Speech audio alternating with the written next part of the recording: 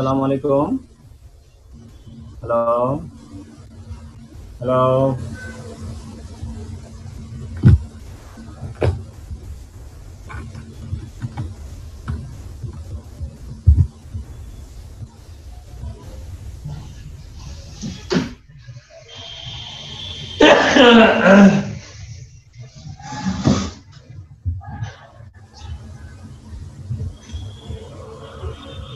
Hello, hello, hello, শুনতে পাচ্ছেন? Sir শোনা যাচ্ছে স্যার?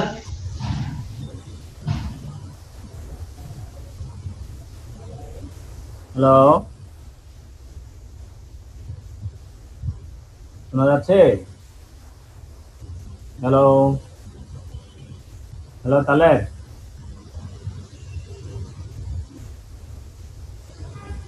হ্যালো।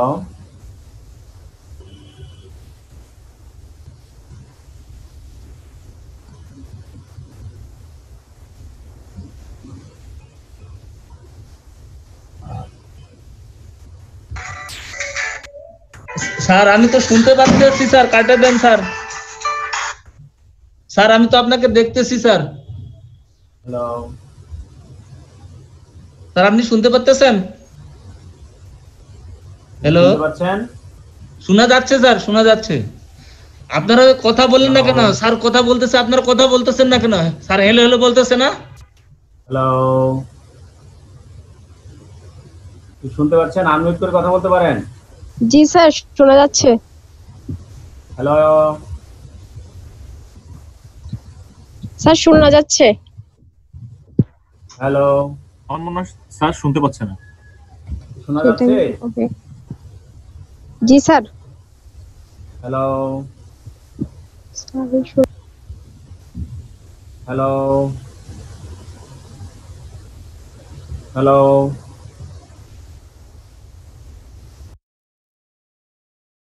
স্যার আপনি শুনতে পান না স্যার? আমি শুনতে পাচ্ছি, এখন শুনতে পাচ্ছি। আমাকে শুনতে পাচ্ছেন? হ্যাঁ শুনতে পাচ্ছি তো স্যার, তাহলে বলতেছি স্যার। হ্যাঁ, তাহলে স্যার আমি তো শুনতে পাচ্ছি স্যার। ঠিক আছে, আমি এখন শুনতে পাচ্ছি, কিন্তু স্টুডেন্টদের কোনো রেসপন্স পাচ্ছি না। স্টুডেন্ট গুলো কথা বলতেছে না, আপনি স্যার। জি স্যার, শুনতে পাচ্ছি। হ্যাঁ, তো রেসপন্স করেন না কেন? রেসপন্স করার জন্য বলতেছি। আনমিউট করে আপনার কথা বলার জন্য তো সুযোগ দিছি। ওকে, পার্টিসিপেন্ট এখন অনেক কম। তাহলে আমরা ক্লাস স্টার্ট করতেছি। স্যার করেন স্যার, স্টার্ট করেন স্যার। হ্যাঁ, আচ্ছা, রেকর্ড কি আপনি ওখান থেকে দিবেন? আমি কি এখান থেকে রেকর্ড দিতে পারি? দেখবো রেকর্ড হয় কিনা। স্যার এটা তো দিতে পারেন, কিন্তু আমরা তো আচ্ছা, ঠিক আছে, দিলাম না। হ্যাঁ, ঠিক আছে স্যার। আপনি ওখান থেকে দেন, আমি নেক্সট যখন রাত্রিবেলার ক্লাস গুলো আমি দিব আর কি। হ্যাঁ সেগুলো আপনার দায়িত্ব থাকবে স্যার। হ্যাঁ, হ্যাঁ, তখন আমার দায়িত্ব থাকবে। ঠিক আছে, রাইট। আচ্ছা, তাহলে আমরা স্টার্ট করি, আপনি রেকর্ড করতে পারেন। জি স্যার। ওকে, আপনারা যারা আনমিউট, আমি সবাইকে মিউট করে রাখছি, আপনারা ইন্ডিভিজুয়ালি আনমিউট করে কথা বলতে পারেন। গত ক্লাসে আমরা যেগুলো আলোচনা করছি সেগুলো থেকে কোশ্চেন থাকলে কিছু বলতে পারেন। আমরা কিছু আলোচনা করিনি। তারপর আমরা এখন গো থ্রু চলে যাব কন্ট্রাক্ট অ্যাক্ট 1872। আপনারা সবাই ভালো আছেন? সবার রেসপন্স চাচ্ছি। জি স্যার ভালো আছি, আপনি কেমন আছেন? আছি আলহামদুলিল্লাহ। জি স্যার, আলহামদুলিল্লাহ ভালো। আচ্ছা, দুইজন সবার রেসপন্স চাচ্ছি। কেউ কেউ কি শুধু স্টার্ট করে দিয়ে কি বসে থাকে কিনা, এটাও কথা। ছবি তো দেখা যাচ্ছে না। সবাই রেসপন্স করেন।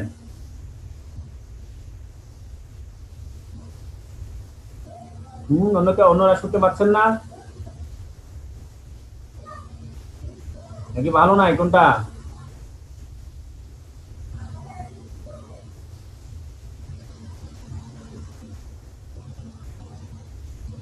কেউ কেউ কারো রেসপন্স নাই? জি স্যার, কেমন আছেন স্যার? আচ্ছা আলহামদুলিল্লাহ।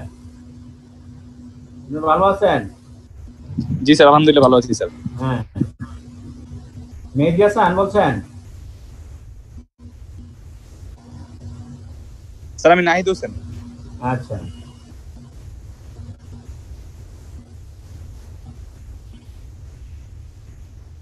আপনাদের রেসপন্স আজকে তো পার্টিসিপেন্ট অনেক কম, 16 জন।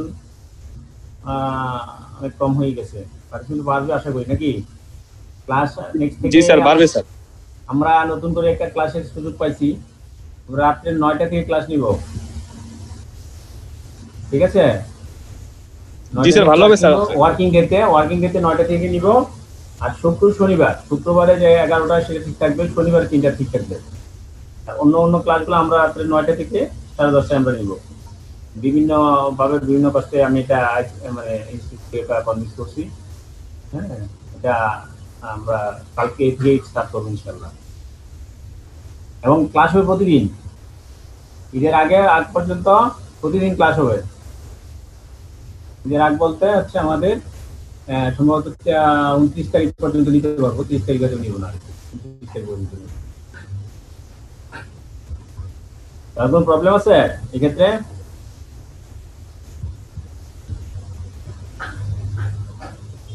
যদি আমরা রাত্রে 9টায় ক্লাস নিই কারো প্রবলেম হবে? না স্যার।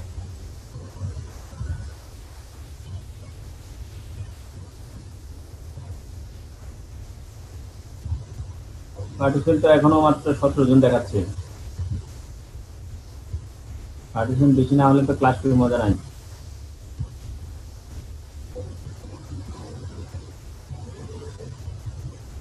কি করবো আমরা? স্টার্ট করবো?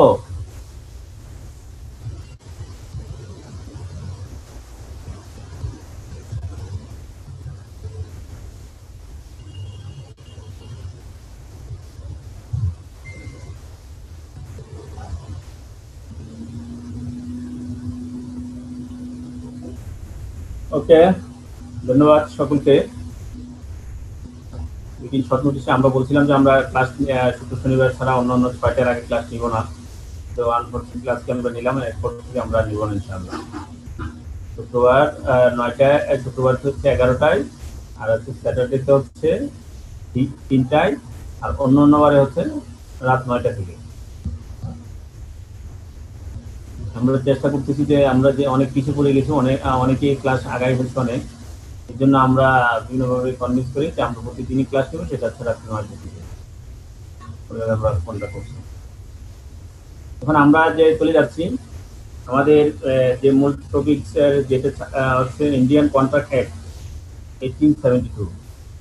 ইন্ডিয়ান কন্ট্রাক্ট অ্যাক্ট 1872 আমরা পড়ছি এই জন্য কারণ আমি সরাসরি ওই ইন্ডিয়ান কন্ট্রাক্ট অ্যাক্টটাই ডাউনলোড দিচ্ছি এই জন্য, ঠিক আছে? আমরা লেখার সময় পরীক্ষায় আমরা অবশ্যই লিখবো কন্ট্রাক্ট অ্যাক্ট 1872, ঠিক আছে? আমি আমার ওই ক্লাসের স্লাইড শুরুতে যখন লিখছি ওই স্লাইডে আমরা বলছি যে ইন্ডিয়ান কন্ট্রাক্ট অ্যাক্ট 1872 বাংলাদেশে আমাদের দেশে বলবৎ আছে, ঠিক আছে? This is also applicable for our country, so we to refer to this act. The act may be called the Indian Contract Act 1872. That's a short title. যে কোনো অ্যাক্টের ক্ষেত্রে আপনারা দেখে থাকবেন প্রথম হচ্ছে শর্ট টাইটেল থাকে, first short title, then second হচ্ছে ইন্টারপ্রিটেশন ক্লজ, সেকশন নাম্বার 1 হচ্ছে টাইটেল, সেকশন নাম্বার 2 থাকবে ইন্টারপ্রিটেশন ক্লজ। ইন্টারপ্রিটেশন ক্লজ অনেক ক্ষেত্রে বলে ডেফিনিশন বা যেভাবে বলি সেভাবে এখানে থাকবে। In this act the following words and expressions are used in the following sense unless the contrary intention appears from the context.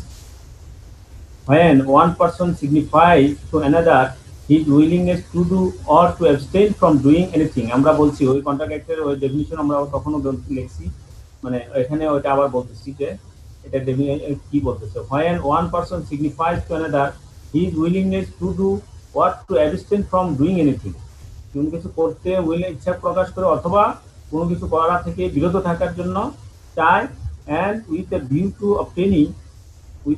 obtaining the assent of that other, অন্যের এই ক্ষেত্রে অন্যের একটা সম্মতি নেয়, two such act or abstain, সেই কাজটা করা এবং অথবা সেই কাজটা বিরত থাকতে অন্য কাউকে বলে এবং সেটার জন্য সে অ্যাসেন্ট নেয়, ঠিক আছে? He said to make a proposal, এই ক্ষেত্রে এটাকে বলা হয় প্রপোজাল। প্রপোজাল কি? আমি আপনাকে একটা দিলাম, সেটা থেকে আমরা আপনার একটা সম্মতি বা কি সেই জিনিসটা আমি আপনাকে প্রপোজ করলাম। When the person to whom the proposal is made, যার বরাবর প্রপোজালটা মেক করা হয়, তৈরি করা হয়, signifies his assent thereto, তার সম্মতি নেওয়ার জন্য, the proposal is said to be accepted. The proposal is said to be accepted. A proposal when accepted becomes a promise. Proposal, প্রথমে একটা প্রপোজাল থাকবে, সেটা অন্য যার কাজ বরাবর করতেছেন সে এটা অ্যাকসেপ্ট করবে।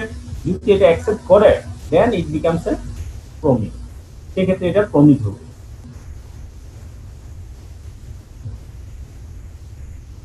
The person making the proposal is called the promisor. যিনি ব্যক্তিটা প্রপোজালটা তৈরি করে তাকে বলা হচ্ছে প্রমিসর। And the person accepting the proposal is called the promisee. যিনি এটা অ্যাকসেপ্ট করে নেয় তাকে বলা হয় প্রমিসি। ঠিক আছে, তারপর ই নাম্বারে দেখেন দিয়ে একটা আছে যেটা আমি হয়তো আলোচনা করি করবো না বা করি নাই, চলে যাচ্ছি। Every promise and every set of promises forming the consideration for each other is an agreement. Every promise and every set of promise, প্রতিটা প্রমিসই এবং প্রমিসের set, every set of promise forming the consideration for each other is an agreement. প্রথম হচ্ছে আপনার promise হবে, যেটাকে আমরা আগে বলছিলাম, আগে আমাদের যে ভাষা সেখানে বলছিলাম অফার। হ্যাঁ, অফার এন্ড অ্যাকসেপ্টেন্স, তাহলে এটা হচ্ছে এগ্রিমেন্ট। আর এই অফার অ্যাকসেপ্টেন্সের সাথে এখানে যোগ করা যদি কনসিডারেশন থাকে তখন তাকে বলা হচ্ছে agreement. Every promise and every set of promises forming the consideration for each other is an agreement. Then এখানে দেখেন an agreement not enforceable by law is said to be void. এখন ভয়েড কন্ট্রাক্ট কাকে বলে, অর্থাৎ definition গুলা আপনার এখানে যে ডেফিনিশন গুলা পরীক্ষা যদি আপনি এই ডেফিনিশন গুলা আসে তাহলে আপনি কন্ট্রাক্ট অ্যাক্ট অনুযায়ী এই লাইনগুলো যদি তুলে দিতে পারেন তাহলে আপনার ডেফিনিশনটা অনেকটা পারফেক্ট। ঠিক আছে, ভয়েড কন্ট্রাক্ট কি, আপনি অন্য ডিটেলস অনেক পেজ লিখলেন, হ্যাঁ, এক পেজ 1.5 পেজ বা হাফ পেজ যাই লেখেন না কেন, কিছুই লিখলেন না, আপনি শুধু একটা লাইন লিখলেন, তাহলে এটা 50% কভার হয়ে যাবে। শুধুমাত্র ভয়েড কন্ট্রাক্ট কাকে বলে, what do mean by void contract? an agreement not enforceable by law is said to be void. আবার হলো an agreement enforceable by law is a contract. যখন এই এগ্রিমেন্টটা কন্ট্রাক্টের ডেফিনিশন আসলো, কন্ট্রাক্ট কি? an agreement enforceable by law is a contract. কোনো agreement যদি enforceable by law হয় তাহলে এটাকে বলা হচ্ছে কন্ট্রাক্ট। হ্যাঁ, তারপর যদি আপনার আসলো agreement, or definition of define agreement, every set promise and every set of promises forming the consideration for each other is an agreement. ঠিক আছে, তাহলে এগ্রিমেন্ট কি, ভয়েড কন্ট্রাক্ট কাকে বলে, কন্ট্রাক্ট কি, তারপর নিচে দেখেন ভয়েডেবল contract, an agreement which is enforceable by law at the option of one or more of the parties thereto but not at the option of the other or others is a voidable contract. আপনার ভয়েডেবল contract কি সেই ডেফিনিশনটা বলছে, হ্যাঁ, by the law, enforceable by the law at the option of the one or more of the parties, হ্যাঁ, that but not at the option of the other or others. আমি আগে বলছি এখনো বলছি, আপনার এই ভাষাগুলো আপনি লিখবেন, যে ভয়েডেবল কন্ট্রাক্ট আসলো, হ্যাঁ, এই ভাষা অনুযায়ী আপনি মানে মুখস্থ করবেন এবং এই অনুযায়ী আপনি লিখবেন। A contract which ceases to be enforceable by law becomes void when it ceases to be enforceable.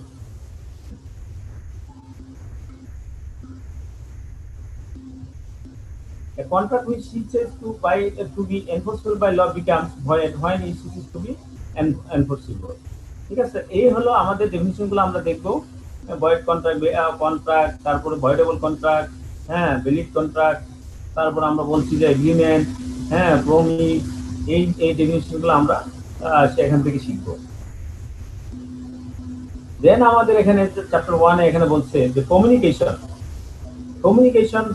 কি, ঠিক আছে, communication of proposals, the acceptance of proposals and the revocation of proposals and acceptance respectively are deemed to be made by any act or omission of the party proposing, accepting or revoking by which he intends to communicate such proposal, acceptance or revocation, or which has the effect of communicating it. নিচে বলতেছে তারপরে communication হয় incomplete. Communication কখন complete হয়?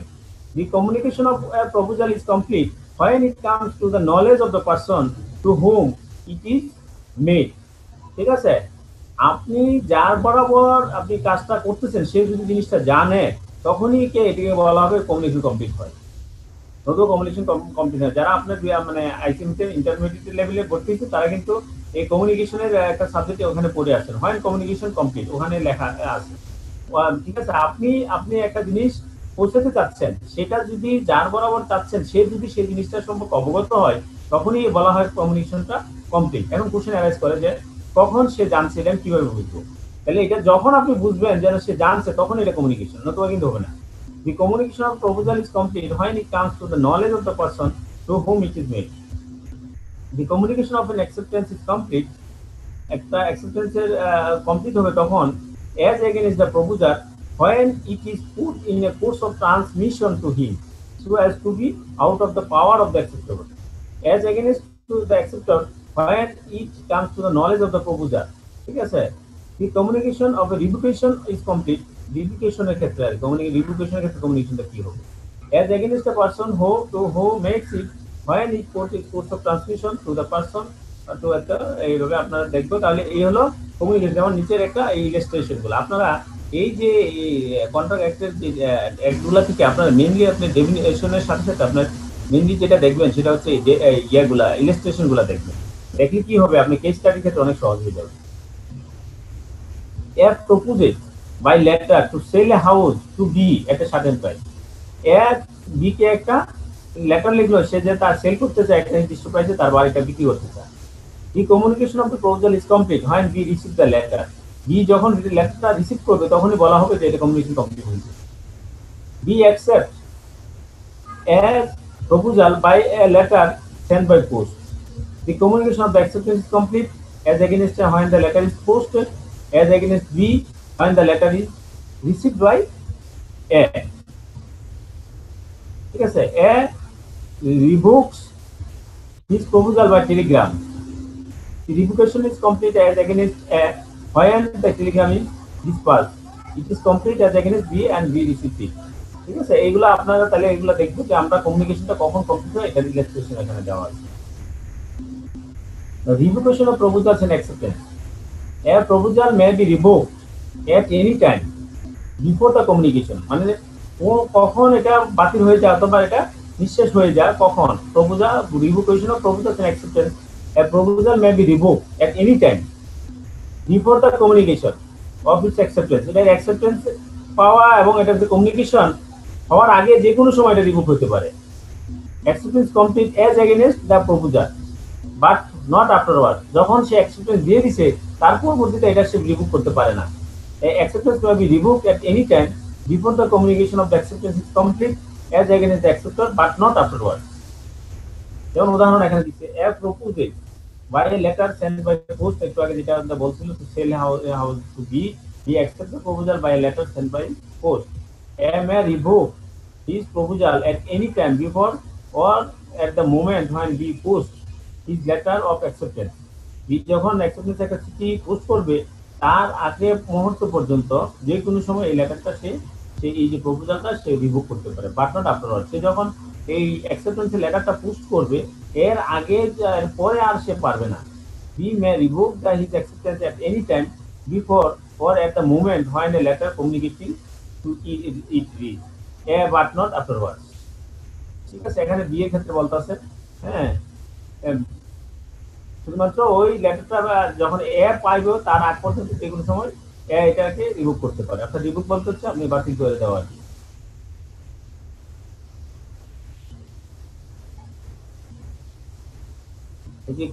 Revocation how made একটা proposal revoke কিভাবে হয়? Revoke হওয়ার এই চারটা পন্থা by the communication of notice of revocation by the proposal to the other party. অন্য পার্টির মাধ্যমে যদি সে এরকম রিভোকেশনের একটা প্রপোজাল পাঠায় by the lapse of time যদি সময় শেষ ল্যাপস হয়ে যায় by the failure of the acceptor যদি ফেলোর হয় to fulfil a condition and by the date or insincerity of the proposal. ঠিক আছে? প্রপোজাল মারা যায় সেক্ষেত্রে হতে পারে এই ক্ষেত্রে রিভোকেশন হতে পারে একটা প্রপোজাল।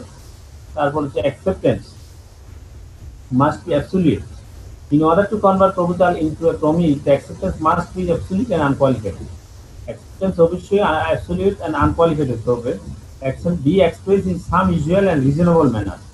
হ্যাঁ, acceptance এমনভাবে এক্সপ্রেস করতে হবে some usual যেসব ভাষা ইউজ করা ইউজুয়াল ভাষা এবং reasonable manner ইউজ করতে হবে unless the proposal prescribes the manner in which it is to be accepted. If the proposal prescribes a manner in which it is to be accepted, the acceptance is not made in such manner.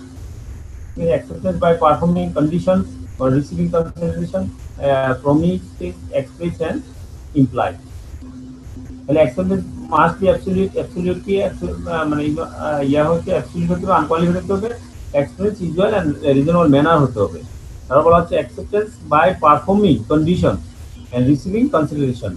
Performance of the conditions of the proposal, condition of the proposal or the acceptance of any consideration for reciprocal promise which may be offered with the proposal is an acceptance of the proposal. Promise and expression implied, ঠিক আছে, promise এখানে acceptance implied হতে পারে, আবার express হতে পারে। আমরা ওদিকে যাব, এর আগে আপনাদের একটু আলোচনা করে নিই। আপনাদের কি মানে শুনতে পাচ্ছেন এবং বোঝা যাচ্ছে? জি স্যার। জি স্যার, শুনতে পাচ্ছি স্যার, শুনতে পাচ্ছি। আচ্ছা, এই পর্যন্ত আমরা যা বলছি এর ভিতরে কোনো প্রবলেম আছে কিনা বা কোনো কোশ্চেন থাকলে বলতে পারেন। স্যার একটা কোশ্চেন আছে আমার। হ্যাঁ বলেন, অথবা সাজেশন, মতামত, যাই কিছু বলতে পারেন। স্যার এটা হচ্ছে ইন্ডিয়ান কন্ট্রাক্ট। হ্যাঁ হ্যাঁ হ্যাঁ, আমরা তো স্যার ইউজুয়ালি আমরা কি ইন্ডিয়ান কন্ট্রাক্ট ফলো করি? হ্যাঁ হ্যাঁ, বাংলাদেশে এখন ওই ইন্ডিয়ান কন্ট্রাক্ট কি আছে। ও আচ্ছা আচ্ছা। এবং শুধু মানে- এটা ইন্ডিয়ানও না, এটা ব্রিটিশ কন্ট্রাক্ট। এই ব্রিটিশটাই যখন ব্রিটিশ থেকে ইন্ডিয়ান আলাদা হলো তখন থেকে এটা নাম দিল ইন্ডিয়ান কন্ট্রাক্ট। ও ঠিক আছে, একটা কোনো আচ্ছা। চেঞ্জ নাই। তারপর যখন বাংলাদেশে যখন আপনার সাবকন্টিনেন্টের ইয়েতে ইন্ডিয়া থেকে যখন মানে পাকিস্তান আলাদা হলো, আবার পাকিস্তান থেকে বাংলাদেশ আলাদা হলো, তখন থেকে এইরকম এই কন্ট্রাক্ট 1872। আমাদের দেশে আবার বাংলাদেশি কন্ট্রাক্ট 1872 লেখা নাই, আমাদের হচ্ছে কন্ট্রাক্ট 1872। আচ্ছা, তাহলে স্যার আমরা যখন কেস স্টাডি সলভ করব তখন আমরা রেফারেন্স কি স্যার দিব যে ইন্ডিয়ান দা কন্ট্রাক্ট অ্যাক্ট 1872, ইন্ডিয়ান লিখবো না। ওকে, বুঝতে পেরেছি। হ্যাঁ, থ্যাংক ইউ। নেক্সট আর কোনো কোশ্চেন আছে?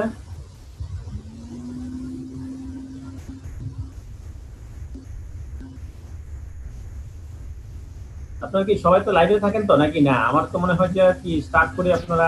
না স্যার, লাইভে আছি স্যার। আচ্ছা, আছি স্যার। না স্যার, লাইভে আছি স্যার। না, অনেকেই রেসপন্স খুব কম পায়, 2-3 জনের কথা বলে আর অন্যরা কথা বলে না। এখন কি আসলে আদৌ আছেন কিনা এটা বুঝতেছি না, এই জন্য বলছি। তাহলে আমরা ইন্টারপ্রিটেশন গুলো দেখলাম, হ্যাঁ, ডেফিনিশন গুলো এখান থেকে নিবেন। তারপর আমরা চলে যাব এখন contract.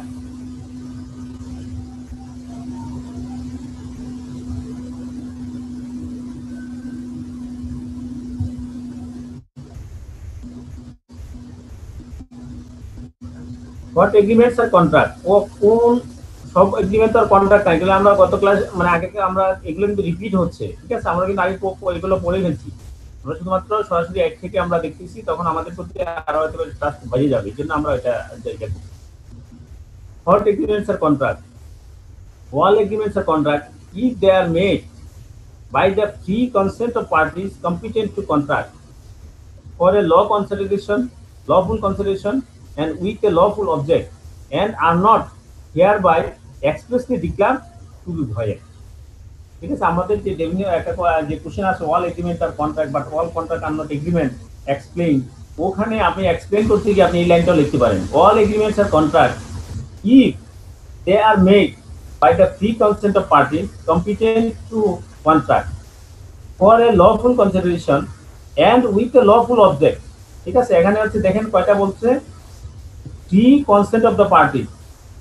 Free consent of the parties থাকতে হবে যে তারা এটা কম্পিটেন্ট টু কন্ট্রাক্টর কাজ করতে তার কম্পিটেন্ট, বা ফর এ লফুল কনসিডারেশন হতে হবে, উইথ এ লফুল অবজেক্ট হতে হবে, and are not expressly declared void to be void, এবং এটা এমন ভাবে ডিক্লার করা হবে যেন এটা ভয়েড হয়। এই কারণগুলো যদি না থাকে তখনই এটাকে বলা হচ্ছে, এই এগ্রিমেন্টকে বলা হয় contract. If an agreement does not fulfill any of the condition of the above, then this contract, the agreement are called, sorry একটু লাইনে থাকুন। আসসালামু আলাইকুম। হ্যাঁ হ্যাঁ, আমি আপনার ফোন দিতাম।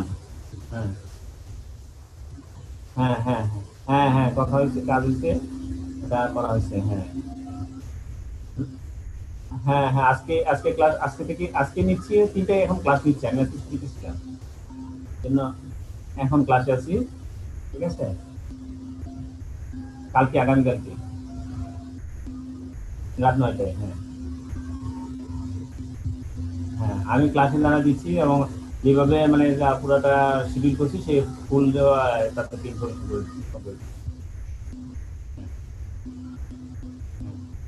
রুবিনটা আপনি একটু আপডেট করেন, আপলোড করে দেন। আমি তালেবের সাথে কথা বলছি কালকে, তো ওরাও বলছি যে আমি এইভাবে আর কি, অর্থাৎ অফিসে যে 5 দিন আছে, 5 দিন হচ্ছে রাত 9টায় কালকে থেকে। হ্যাঁ, আর শুক্র শনিবার যেটা যে শিডিউল আছে ওইটা ঠিক থাকবে। ঠিক আছে, হ্যাঁ আমি শুক্র শনিবারটা ওইটা রেকর্ডটা রাখবো না, কিন্তু আবার ওই অন্য যে 5 দিন সে এইভাবে আমি আইসিএম এর এখন আরেকটা জিনিস আমাকে বলছিল আইটি থেকে, আমাদের যে পাসওয়ার্ডটা আইসিএম 1 যেটা ওইটার পাসওয়ার্ডই থাকবে, ঠিক না নাকি? ক্লাস 1 আইসিএম 1 ওই 1টা ইউজ করে আমি যে ভিডিওগুলা, হ্যাঁ হ্যাঁ হ্যাঁ হ্যাঁ আইসিএম 1টা লগ ইন করবো। না আমি দেখছি প্র্যাকটিস করছি, ওকে এটা কোনো মানে ইজি কাজ, কোনো কাজই নেই, 1 মিনিটের ব্যাপার। হ্যাঁ হ্যাঁ কোনো কাজই নেই। হ্যাঁ ওখান থেকে তো আপনার আইটি থেকে মানে আগে থেকে যেহেতু আমি দেখছি তারা আইডি তৈরি করে রাখবে আগে থেকে, ঠিক আছে? আইডি থাকলে আমি ওখান থেকে ওই লগ ইনে ঢুকে ওখানে আমি ক্লিক মেরে ফেলতে পারছি। হ্যাঁ ঠিক আছে, ঠিক আছে তাহলে। হ্যাঁ হ্যাঁ অবশ্যই জানাবো। আরেকটা হচ্ছে যে আমি প্রয়োজনে আপনাকে প্রতিদিনের ভিডিওটা প্রতিদিন আমি মেইল করে দিতে পারি, এটাও আমাকে নিতে আছে। হ্যাঁ আচ্ছা আচ্ছা একবার দিব, তখন আপনি আপনাকে মেল দিতে পারেন, অথবা আপনি যেখানে বলেন সেখানে মেল দিবেন। ঠিক আছে, ওকে ওকে ওকে।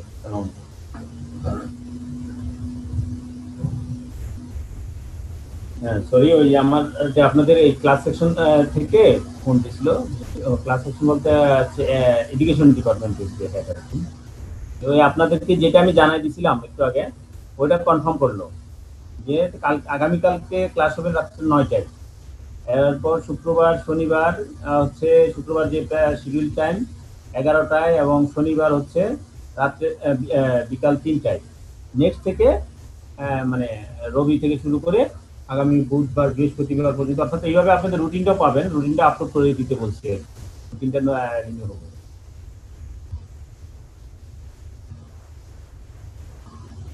ওকে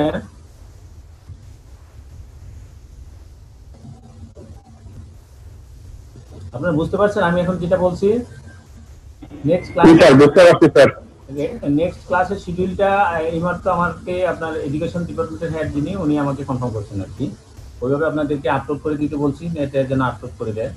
হ্যাঁ ওয়ার্কিং ডে যেটা থাকবে, ওয়ার্কিং ডেটা হচ্ছে শনিবারটা যেহেতু আমার ওয়ার্কিং না, সেই ক্ষেত্রে আমি আমার ওয়ার্কিং ডেটাই আসলে হিসাব করতে চাই। এই ক্ষেত্রে এক্সট্রিমলি সরি, যাদের শনিবার ওয়ার্কিং ডে তাদের ক্ষেত্রে আসলে আমি কনসিডার করতে পারিনি আর কি।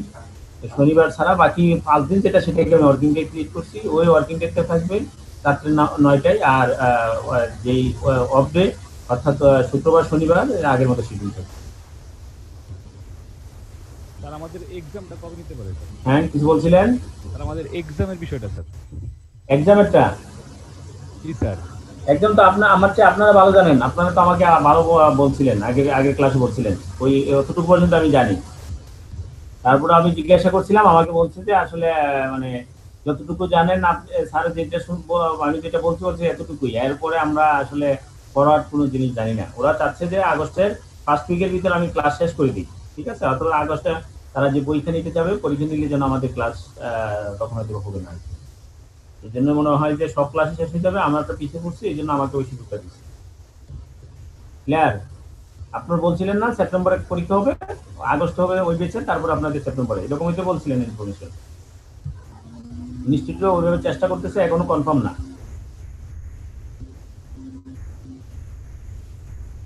ঠিক আছে? জি স্যার ঠিক আছে। তাহলে স্যার আমাদের এই একটা সেশন লস হয়ে গেল, এরকম কিছু একটা কি স্যার? ওটা লস হলো স্যার, যেমন আমাদের জুনে এক্সাম ছিল স্যার, সেটা এখন সেপ্টেম্বরে দিচ্ছি স্যার। সেপ্টেম্বর হলে তো আপনার ইয়া হবে না, লস হবে না। তাহলে স্যার ডিসেম্বর হলে তো আপনার জুনেতে সেপ্টেম্বর কাউন্ট করবে, তারপর হচ্ছে ডিসেম্বরেরটা আপনার ডিসেম্বরে না নিতে পারলে জানুয়ারিতে নিয়ে নেবে। ও ঠিক আছে স্যার, ঠিক স্যার। সেশন তো আপনাদের সমস্যা হয় নাই, সমস্যা হচ্ছে যারা ওল্ড সিলেবাস তাদের হয়তো একটা সেশনের সমস্যা হতে পারে। জি স্যার। তাদেরকে স্পেশাল যেহেতু কনসিডার করতেছে, স্পেশাল কনসিডার করে নেবে। জি স্যার বুঝতে পারছি স্যার। তারপরে তো মানে আল্লাহ তাআলা চাইলে তো মানে কিছু করার নাই। করোনা পরিস্থিতি আরো বেশি খারাপ হয়, তবে সবই স্যার। খারাপ হবে, কিছু করার নাই। স্যার নিউ সিলেবাসে তো স্টুডেন্ট বেশি স্যার। নিউ সিলেবাসে চিন্তা তো নিউ সিলেবাস নিয়ে তো আপনাদেরকে আপডেট রাখার চেষ্টা করতেছি। ঠিক আছে, ওল্ড তো ওল্ডে, ওদেরকে যেহেতু একটা মানে কি বলে একটা লাইবিলিটি তো পড়ে গেছে, এই জন্য ওদের স্টুডেন্ট তো কম, ওনাদের এই জন্য হয়তো নিতে একটু সমস্যা কম হবে। আর সহজ হবে। হ্যাঁ হ্যাঁ, সহজ হবে। আপনাদের সেপ্টেম্বর পর্যন্ত হলে আমরা তো আশাবাদী সেপ্টেম্বরের পর থেকে ভ্যাকসিন এসে যাবে, তখন মানুষ অনেক সাহস হয়ে যাবে যে হ্যাঁ আক্রান্ত হলে ভ্যাকসিন নিয়ে নিবে, সমস্যা নেই। বুঝছেন, সবাই তো এখন আমরা আশা নিয়ে বসে আছি যে ভ্যাকসিন সেপ্টেম্বরের ভিতরে আমরা পাবো ইনশাআল্লাহ। ঠিক আছে, আমরা আবার শুরু করতেছি।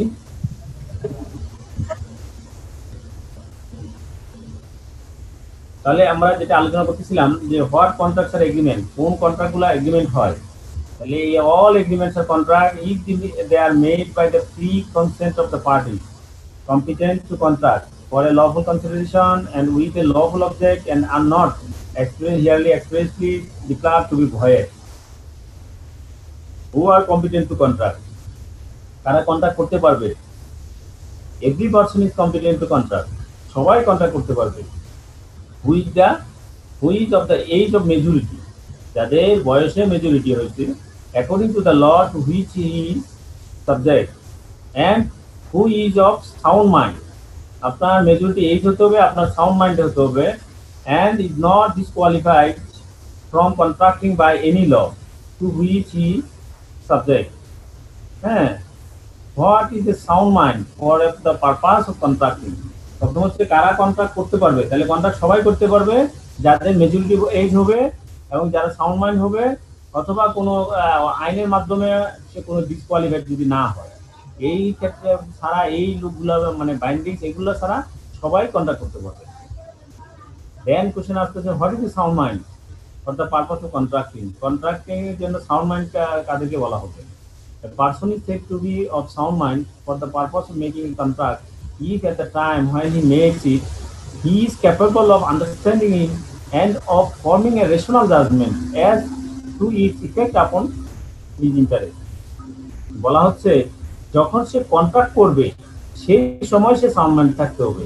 অনেক সময় অনেক লোক আছে, অনেক সময় মাঝে মাঝে কিছু সময় সাউন্ড মাইন্ড থাকে, কিছু সময় সে মানে অ্যাবনর্মাল হয়ে যায়। সে অ্যাবনর্মালের সময় কন্ট্রাক্ট করে না, কন্ট্রাক্টটা করছে সে সাউন্ড মাইন্ডের সময়, তখন সেটা কিন্তু গ্রান্টেড হয়ে যাবে। A person is said to be sound mind for the purpose of making a contract if at the time when he makes it, যখন সে এই কন্ট্রাক্টটা তৈরি করে অথবা কন্ট্রাক্টটা করে, he is capable of understanding, সে তার বোঝার সে ক্ষমতা আছে যে it and of forming a rational judgment as to its effect upon his interest, এবং এটা তার যে স্বার্থ, সেই স্বার্থতে কতটুকু তার রেশনাল জাজমেন্ট করার মতো তার ক্ষমতা আছে, তাকেই বলা হবে sound mind. A person who is usually of sound mind but occasionally of sound mind may make a contract when he is sound mind. ঠিক আছে, একজন লোক ইউজুয়ালি অফ আনসাউন্ড মাইন্ড, সে প্রায়ই সে আনসাউন্ড মাইন্ড থাকে, কিন্তু সে যখন অকেশনালি সাউন্ড মাইন্ড থাকে সেক্ষেত্রে সে এই কন্ট্রাক্ট করতে পারে যখন সে সাউন্ড মাইন্ডে থাকে। A person who usually sound mind but occasionally unsound mind, এমন লোক আছে যে সবসময় সে সাউন্ড মাইন্ডে থাকে কিন্তু মাঝে মাঝে সে আনসাউন্ড মাইন্ড থাকে, but may not make a contract when he is unsound mind. মাঝে মাঝে যে আনসাউন্ড মাইন্ড থাকে সে অবস্থায় সে কন্ট্রাক্ট করতে পারবে না। ঠিক আছে, দুই ক্ষেত্রে দুইটাই হতে পারে। তাহলে এই হলো কন্ট্রাক্ট কারা করতে পারে, who are competent to contract. তাহলে এটা আপনি লিখবেন who are the sound mind, what do mean by sound mind for the purpose of contracting. আসলে আমরা সবকিছু করবো, করার পর মানে কোনটা পরীক্ষা আছে তা বলতে পারবো না, বা পরীক্ষা আসলোই না, কিন্তু তারপর আমাদের যেহেতু এগুলো ল এবং আইন, এগুলো আপনার বাস্তব জীবনে কাজে লাগবে, আপনার চাকরি জীবনে কাজে লাগবে। এই জন্য আসলে বিজনেস ইথিক্সের যে সাবজেক্টটা আপনাকে মানে থিওরিক্যাল সাবজেক্ট শুধু আসলে আমাদের পড়ার জন্য না, আমাদের পার্সোনালের জন্য আমাদের জানা দরকার আছে। ঠিক আছে, a patient in a lunatic asylum বা who is a intervals of sound mind, সে প্রায় সময় সে সাউন্ড মাইন্ডে থাকে কিন্তু সে লুনাটিক পাগল, কিন্তু মাঝে মাঝে সে কি করতে থাকে একটা নির্দিষ্ট সময় পরে, মনে করেন 3 দিন 4 দিন 1 মাস পরে হঠাৎ করে ভালো হয়, 2 দিন হ্যাঁ মে কন্ট্রাক্ট ডিউরিং দোজ ইন্টারভ্যাল, সেই সময় সে কন্ট্রাক্ট করতে পারবে, অর্থাৎ আগে যেটা ওই এক্সপ্রেশন টাইম। কনসেন্ট ডিফাইন, কনসেন্টকে কিভাবে ডিফাইন করছে? 2 or more person are said to be consent when they agree upon the same thing in the same sense, একই জিনিসের উপর একই মতের উপর, হ্যাঁ, তারা যদি একই রকম এগ্রিমেন্টে আসে, একই রকম তার সম্মতি আসে, তখন তাকে বলা হয় কনসেন্ট থাকে। দুই অথবা অধিক লোক যদি কোনো একটা সেম জিনিসের প্রতি সেম ব্যাপারে যখন একত্রিত হয়, একমত দেয়, তখন তাকে বলা হয় কনসেন্ট। ফ্রি কনসেন্ট কাকে বলে? এখন কনসেন্ট তার হলো free consent. Consent is said to be free when it is not caused by coercion, হ্যাঁ, কোয়ারশন হবে না। এখন as defined in section 15, আর কোয়ারশন কি? কোয়ারশন বলতে কি বুঝেন? এই কোয়ারশনের ডেফিনিশন নিচে দেওয়া আছে, সেকশন 15 বলা যাবে। আনডিউ ইনফ্লুয়েন্স, ফ্রি কনসেন্ট বলা হবে যদি এগুলা না থাকে। এগুলো আমরা পড়ছি, হ্যাঁ, আমাদের ওই পাওয়ারপয়েন্টে আমরা দেখছি। এগুলা কোয়ারশন হওয়া যাবে না, আনডিউ ইনফ্লুয়েন্স হওয়া যাবে না, ফ্রড হওয়া যাবে না, মিসরিপ্রেজেন্টেশন হওয়া যাবে না, মিস্টেক করা যাবে হবে না। এই ক্ষেত্রে তাকে বলা হবে ফ্রি কনসেন্ট। তখন আসতেছে কোয়ারশন বলতে কি বোঝায়? Coercion is the committing or threatening to commit any act forbidden by the Indian Penal Code, or the unlawful detaining or threatening to detain or any property to the prejudice of any person whatever, with the intention of causing any person to enter into an contract. অর্থাৎ আমরা কোয়ারশন বলতে আমরা বুঝি কি? আমরা বুঝি তাকে জোরপূর্বক ভাবে যে কোনো ওয়েতে যেভাবে হোক না কেন, যেগুলা ওয়েতে তাকে রাজি করে ফেলা, হ্যাঁ, তাকে চাপ দিয়ে কোনো কিছু করা, তাকে আমরা বলা হচ্ছে কোয়ারশন। ঠিক আছে? কোয়ারশন মানে হচ্ছে চাপ দেওয়া। আনডিউ ইনফ্লুয়েন্স, আনডিউ ইনফ্লুয়েন্স কি? এটা আমরা বলছি আনডিউ ইনফ্লুয়েন্স আগের ক্লাসে আমরা বলছি contract is said to be induced by undue influence where the relations subsisting between the parties are such that one of the parties is in a position to dominate the will of the other and uses that position to obtain an unfair advantage over the other. অর্থাৎ আপনাকে কোনো একটা মানে যেগুলো আপনি পাওয়ার যোগ্য না, যেগুলো আপনার এখন অ্যাচিভ করার কথা না, সেইগুলো যদি আপনাকে দিয়ে আপনার কাছে কাজটা আদায় করে নেয়, তখন তাইগুলো হচ্ছে আনডিউ ইনফ্লুয়েন্স। যেমন মনে করেন যে আপনি চাকরি করেন, আপনি ইয়ে করতেছেন, আপনাকে একটা মানে গিফট দিল, একটা কাস্টমার আপনাকে বড় একটা গিফট দিল, এটা আনডিউ ইনফ্লুয়েন্স। আপনাকে একটা ট্যুরের একটা টিকিট দিল, এয়ার টিকিট দিল, আপনি ভ্রমণে যাবেন, হ্যাঁ, সেটা হচ্ছে আনডিউ ইনফ্লুয়েন্স। এটা দিয়ে যদি আপনি কোনো কাজ আদায় করে নেন, তখন তাকে হচ্ছে undue influence. In particular, without prejudice to the generality of the foregoing principle, a person is deemed to be in a position to dominate the will of another where he holds or real or apparent authority over the other, and where he stands in a fiduciary relation to the other, where he makes contract person। এটা আপনার এটা কিছু দেখেন undue influence, এগুলা আপনার যদি তারা এই অবস্থা মুখস্থ রাখতে পারবেন না, আপনার এটা যত রাখেন আনডিউ ইনফ্লুয়েন্স কি।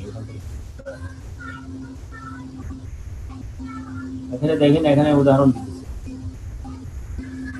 A having advanced money to his son B during his majority, upon his coming to age of 10, he misused the parental influence, a bond from B for a greater amount than the sum due in respect of the advance, a employee undue influence। ঠিক আছে? আরেকটা দেখেন, A being in debt to B, the moneylender of his belief, contracts a fresh loan on terms which appear to be misconscionable. It lies on B to prove that the contract was not induced by undue influence, induced by undue influence। ঠিক আছে? এটা undue influence হয় নাই, এটা বলতেছে কন্ট্রাক্টটা, আর আগেরটা বলতেছে এটা হচ্ছে আনডিউ ইনফ্লুয়েন্স হচ্ছে এমপ্লয়ি কি করলো, অ্যাডভান্স তার ছেলের কাছ থেকে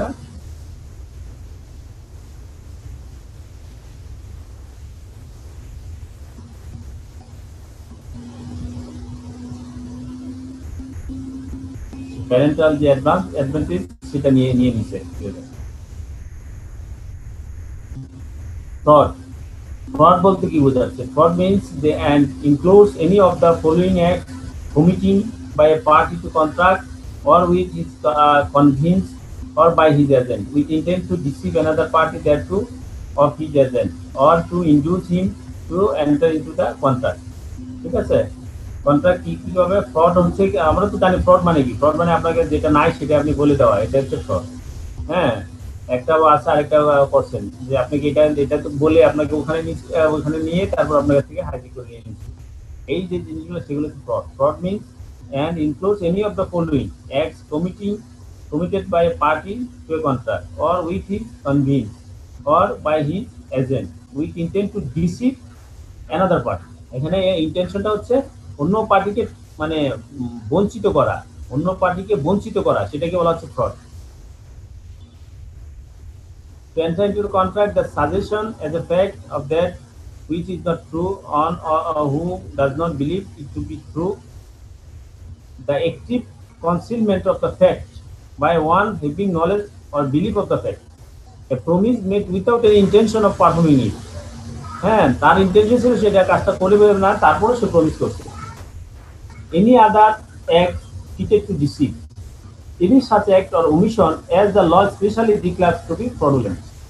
ঠিক আছে, তাহলে ফ্রড কি, ফ্রডের এই পাঁচটা ক্ষেত্রে ফ্রড আমরা মানে সংজ্ঞাটা তো আসি, সেখান থেকে পাঁচটা ক্ষেত্রে হতে পারে। The suggestion as a fact of that which is not true, আপনাকে এমন সব তথ্য দিচ্ছে বা আপনাকে সাজেশন করছে যেগুলো সঠিক না, by one who does not believe it is to be true, যেগুলো সত্য বলে কেউ বিশ্বাস করে না, কেউ বিশ্বাস করার কথা না। The active concealment of the fact, এখানকার যে মূল যে জিনিস সেগুলোর প্রধান জিনিসগুলো এটা কনসিলমেন্ট করে দেওয়া, গোপন রাখা। By one having knowledge or belief of the fact, সে জিনিসটা ফ্যাক্টস যাই না, সে জানা সত্ত্বেও বিশ্বাস করা সত্ত্বেও সে সেগুলো গোপন রাখা। Promise made without any intention of performing it, any other act treated to deceive, any such act or omission as the law specially declares to be fraudulent। আইন যেগুলোকে ডাইরেক্টলি ফ্রডুলেন্ট বলে ঘোষণা করছে সেগুলো ফ্রড হিসেবে ঠিক করা হবে। এখানে এই যে উদাহরণগুলো আছে এগুলো দেখবেন। Misrepresentation means and includes the positive assertion in a manner not warranted by the information of the person making it of that which is not true, though he believes it is to be true। ঠিক আছে, মানে আপনার রিপ্রেজেন্টেশনটা উল্টা হয়েছে। যেমন আমি যদি এখন আপনাকে বলে দিই যে পরীক্ষা এমন হবে, এই হবে, ওই হবে, ওই তারিখ হবে, হ্যাঁ আপনাকে দেয় এরকম, আপনি হয়তো এটা বিশ্বাস করে নিচ্ছেন, কিন্তু এটা আসলে সঠিক না, তথ্য না, কিন্তু আমি সঠিকটা আপনাকে বলে দিলাম, সঠিক হিসাব করে এইভাবে আপনাকে বলে দিলাম, এই যে মিস রিপ্রেজেন্টেশন। অথবা আপনাকে একটা জিনিস ব্যাখ্যা আপনি বুঝাইতে গিয়ে আপনি যেভাবে যেটা দরকার না সেটা আন্দাজের উপর আমি আরেকটা জিনিস বলে দিলাম, আপনাকে রিপ্রেজেন্টেশনটা উল্টাটা হলো। ঠিক আছে, এই হচ্ছে মিসরিপ্রেজেন্টেশন। এনি ব্রিচ অফ, যেমন হচ্ছে আপনার ক্ষেত্রে, ধর্মীয় ক্ষেত্রে আপনাকে দেখবেন যে এক একজন এক এক মাওলানা, এক এক হুজুর, এক একভাবে এক এক লোক, ইভেন মানে ধর্মীয় ব্যাপারে কিন্তু সবাই উস্তাদ, আপনি দেখবেন আপনাকে এক একজন এক এক ব্যাখ্যা দিয়ে দিচ্ছে। এই যে জিনিসটা, এইটা মিসরিপ্রেজেন্টেশন এখানে খুব বেশি হয়। Any breach of duty which without an intent to receive gains an advantage to the person committing to and or any one claiming under him and misleading another to his prejudice or to the prejudice of anyone claiming upon him। এগুলা দেখবেন voidable agreement without free consent। When consent to an agreement is caused by coercion, fraud or misrepresentation, the agreement is a contract voidable at the option of the party whose consent was so caused। ঠিক আছে, আমরা তাহলে এখানে আমরা যেগুলো দেখলাম এগুলো আমরা একটু আপনাদের কাছে একটু ফিডব্যাক নিই, কি আমরা পাইলাম। এখানে বেশ কয়েকটা পয়েন্ট আমরা পড়ছি। ঠিক আছে, কখন হয় এগ্রিমেন্ট কন্ট্রাক্ট, কখন এগ্রিমেন্ট কখন কন্ট্রাক্ট হয়, এই ডেফিনিশন থেকে আসার পরে আমরা এখান থেকে দেখলাম কনসেন্ট, দেখলাম কনসেন্ট কি, আর ফ্রি কনসেন্ট কি। ফ্রি কনসেন্টের আন্ডারে পাঁচটা পয়েন্ট কি, আবার প্রতিটা পয়েন্টের আবার এই ডেফিনেশনগুলো আপনারা এইগুলো আপনারা কি বুঝছেন বা এই নিয়ে আমরা একটু কথা বলি। পরস্পরের কথা বললে আপনাদের জন্য সহজ হয়ে যাবে, আশা করা যায়।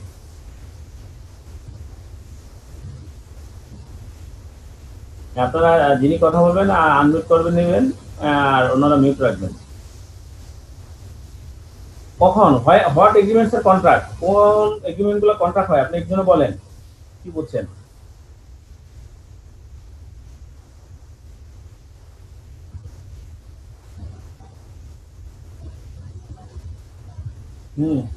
একজন বলেন, আনমিউট করে কথা বলতে পারেন। স্যার যখন অ্যাকসেপ্টেন্স করবে, যখন অ্যাকসেপ্টেন্সের মাধ্যমে স্যার। আমি এই ভাষাগুলা থেকে কিছু বলার চেষ্টা করেন,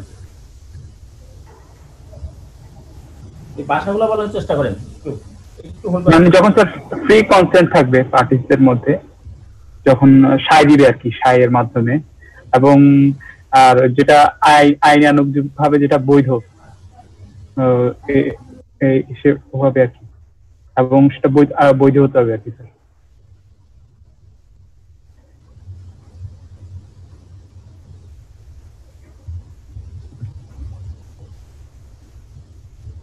বলেন।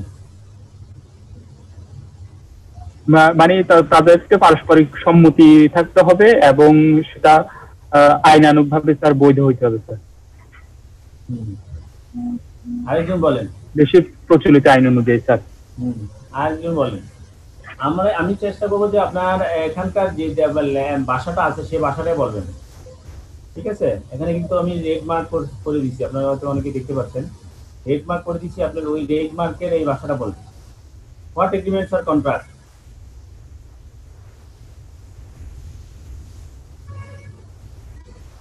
আরেকজন বলেন।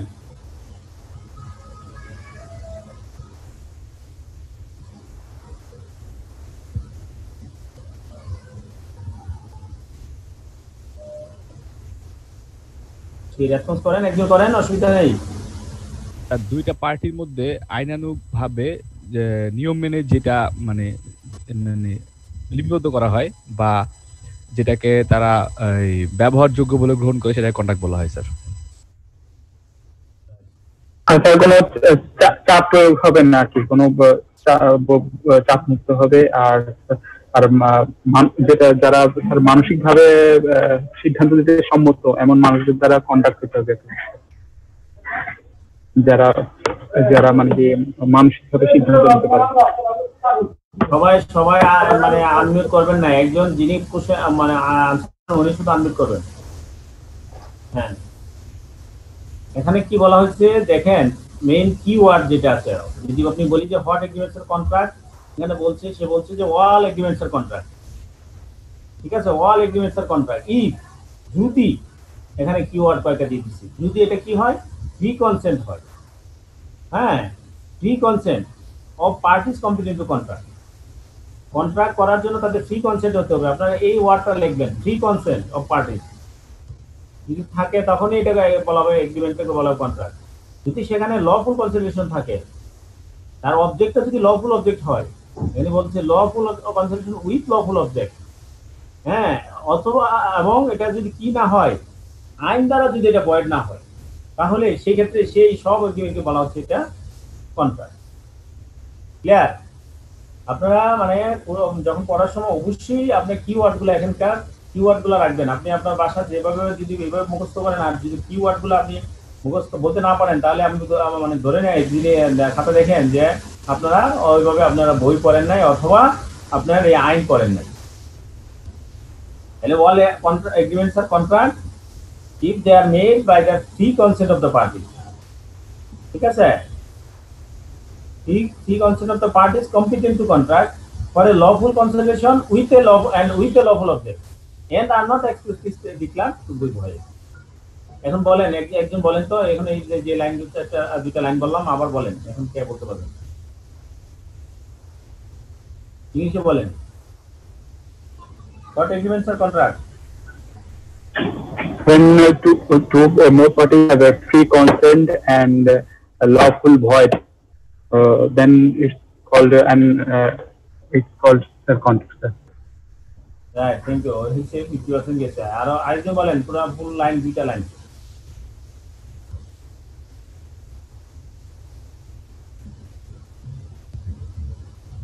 Free consent of the parties, ঠিক আছে? তারপর হচ্ছে lawful consideration, lawful object, not explicitly declared to be void. এই হলো আপনার agreement. if the agreement represent of those elements, then the agreement are called contract. এখন বলেন আরেকজন বলেন who are competent to contract, কে কন্ট্রাক্ট করতে পারবে?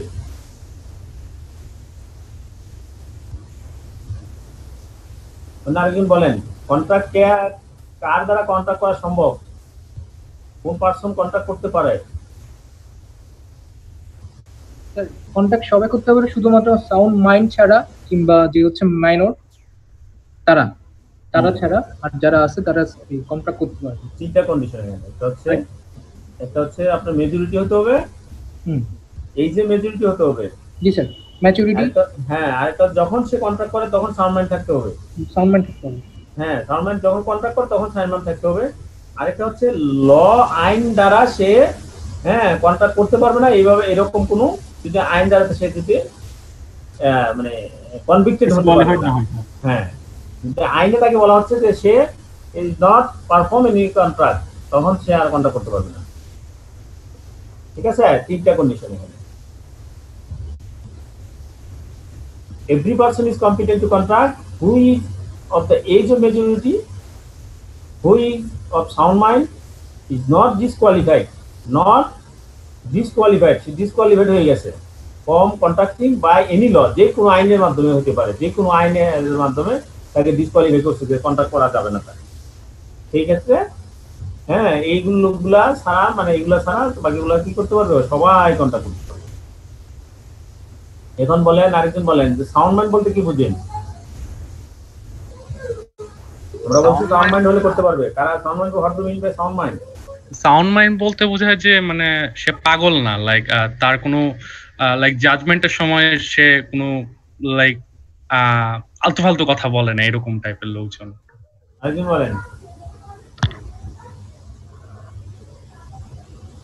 যে বিবেচনা করে চিন্তা ভাবনা করে ডিসিশন নিতে পারে, ঠান্ডা মাথায় হচ্ছে যে কোনো কাজ করতে পারে। তারপর আরেকজন বলেন। স্বাধীন মানসিকভাবে চিন্তা ভাবনা করতে পারে এমন ব্যক্তি। তারপর আরেকজন বলেন। এখানে একটা কথা আছে বুঝছেন, এই কথাটা আপনাদের কাছে একজনের কাছে শুনতে চাচ্ছিলাম। এটা বলছে আমি আপন হিজ ইন্টারেস্ট, ঠিক আছে, যে তার নিজের স্বার্থ কি সেটা যা বুঝে, হ্যাঁ, এবং রেশনাল জাজমেন্ট করতে পারে, তাকে বলা হচ্ছে সামনে নিজের স্বার্থ। আবার অনেক কথা বললে যে পাগল কি নিজের লাভ বুঝে, ঠিক আছে, ওই পাগল না, আবার শুধু নিজের লাভ বুঝতে হবে না, সেটা জাজমেন্টে রেশনাল জাজমেন্ট করতে করে নিজের জাজমেন্ট করতে হবে। তো নর্মালি কিন্তু পাগল বুঝে না, আসলে বলে অনেকেই বলে যে পাগল তার নিজের লাভ বুঝে। পাগল যদি সে লাভই বুঝতো তাহলে সে পাগল হতো না, সে কিন্তু আসলে তার ব্রেন যদি ঠিক থাকতো তো সবই ঠিক, ঠিক আছে। তাহলে বলতে পারি যে legally having the capacity to think, reason and understand for own self. একটু আবার বলেন। Legally having the capacity to think, reason and understand for own self. হ্যাঁ, own self। হ্যাঁ, এর ক্ষেত্রে এখানে যেহেতু ইয়াতে আপনার লতে ইন্টারেস্ট ইউজটা করছে, স্বার্থ বলতে ইন্টারেস্ট ইউজ করলে সবচেয়ে বেশি ইফেক্টিভ হয়। হ্যাঁ, ইন্টারেস্ট বলবে, এইটা মানে সুদ না, মানে পার্সোনাল স্বার্থ আর কি, হিজ ইন্টারেস্ট, ঠিক আছে, এটাকে সাউন্ড মাইন্ড বলে। আবার আরেকটা হচ্ছে সাউন্ড মাইন্ড কখন বলবে, আরো এখানে নিচে ডেফিনিশন দিচ্ছে যে সে সবসময় কি আনসাউন্ড মাইন্ড থাকে, কিন্তু যখন সে কন্ট্রাক্ট করছে তখন সে সবকিছু মানে পিরিয়ডিক্যালি সে যে সাউন্ড মাইন্ড, সেই সাউন্ড মাইন্ড, সে অকেশনালি সে সাউন্ড মাইন্ড ছিল, সেই ক্ষেত্রে বলা হচ্ছে সাউন্ড মাইন্ড। আবার আরেকজন লোক হতে পারে সে সবসময় সাউন্ড মাইন্ড, কিন্তু যখন সে কন্ট্রাক্ট করছে সেক্ষেত্রে অকেশনালি সে আনসাউন্ড মাইন্ড, কন্ট্রাক্টের সময় আনসাউন্ড মাইন্ড সে কন্ট্রাক্ট করছে, সেক্ষেত্রে তাকে আনসাউন্ড মাইন্ডই বলা হবে। ক্লিয়ার? অর্থাৎ আমার এখানে সাউন্ড মাইন্ড বলতে বোঝানো হচ্ছে কন্ট্রাক্টের যখন সে কন্ট্রাক্ট করে ওই টাইমে সে কি sound mind or unsound mind. Clear? জি স্যার, ক্লিয়ার স্যার। দেন আমরা চলে আসি কনসেন্ট বলতে কি বুঝি। কনসেন্ট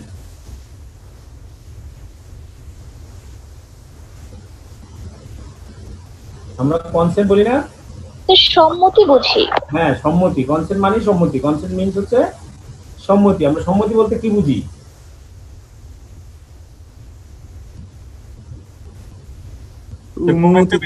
কন্ট্রাক্টের ব্যাপারে যে একজন করে বলেন। হ্যাঁ, কন্ট্রাক্টের ব্যাপারে অনুমতি দেওয়া যে উনি কন্ট্রাক্ট করবে। না, ওটা আমি কন্ট্রাক্টে গেলাম না, আমি সাধারণ ভাষায় আপনি বলেন এটা। হ্যাঁ, স্বেচ্ছাচারী মানে আপনি দুই অথবা দুইয়ের বেশি, অর্থাৎ আমি আর আপনি মিলে আপনি একটা জিনিসের উপর আপনি যেটা এগ্রি করছেন আমিও এগ্রি করি, আপনি যে জিনিসটা বিশ্বাস করেন আমিও বিশ্বাস করি, ঠিক আছে? এটাকে বলা হচ্ছে সম্মতি। এটাকে বলা হচ্ছে কি সম্মতি, মানে আপনার যেটা এটাকে আপনি যেটা রায় দিচ্ছেন আমিও সেই রায়ে একমত, এটাই হচ্ছে সম্মতি। ক্লিয়ার? জি স্যার। দেন আসতেছে কনসেন্টের পরে আসতেছে ফ্রি কনসেন্ট। এখন ফ্রি কনসেন্ট বলতে কি বুঝেন? এই 5টা পয়েন্ট বলতে হবে, এখানে পয়েন্ট না বললে হবে না। কোন কোন ঘটনা থাকলে সেগুলোকে ফ্রি কনসেন্ট বলা যাবে না? when a contract is not treated as a free consent.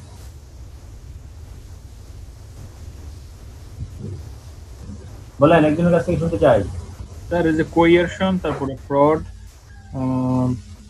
কোয়ারশন, fraud, misrepresentation, mistake, এগুলো থাকলে স্যার ওগুলা মিসরিপ্রেজেন্টেশন এটা হইছে,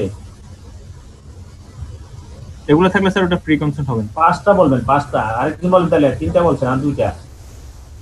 মিস্টেক, মিসরিপ্রেজেন্টেশন, ফ্রড, কোয়ারশন, তো undo influence. Undo influence, right, 4টা। আরেকটা হইছে মিস্টেক স্যার।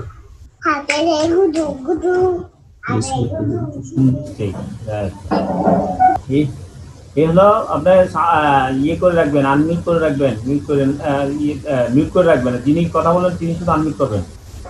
তাহলে আরেকজন বলেন তো 5টা ইয়ে পয়েন্ট। একজনে বললে আপনারা সবাই শুনতেছেন তো নাকি? অন্য একজন বলেন। Coercion, undue influence, fraud, misrepresentation, আর মিস্টেক। হ্যাঁ, থ্যাংক ইউ। দেন আমরা চলে যাচ্ছি coercion. What do mean by coercion? Coercion বলতে আমরা কি বুঝি? অন্য একজন বলেন। কোনো জিনিসে ফোর্স করা, লাইক আমি যদি একটা জিনিস করতে চাই না, অপর পার্টি যদি আমাকে ফোর্স করে যে হ্যাঁ এটা তোমার করতেই হবে, এটাই কোয়ারশন মানে হচ্ছে চাপ, আপনাকে চাপ প্রেসার করা, প্রেসার ক্রিয়েট করা, ঠিক আছে?